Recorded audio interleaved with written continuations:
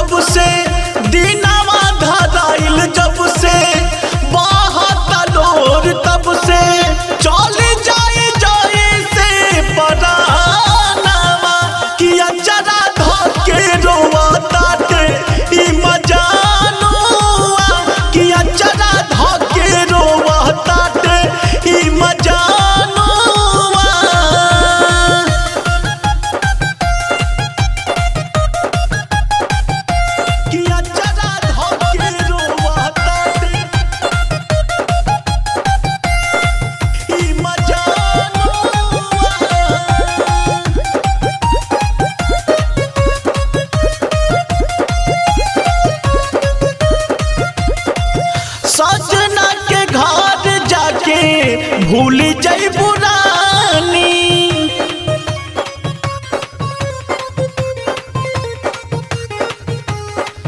सजना के घर जाके भूल जाई पुरानी जियल न जाई तोह बिन सच कहतानी हो जाई दूसरा के तू जानुआ किया चला धाके रोवाताटे ई मजानुआ किया चला धाके रोवाताटे ई मजानुआ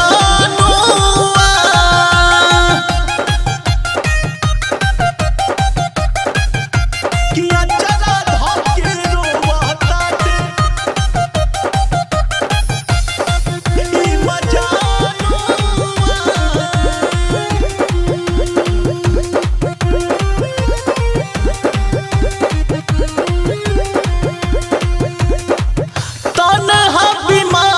साचो जिया घबराई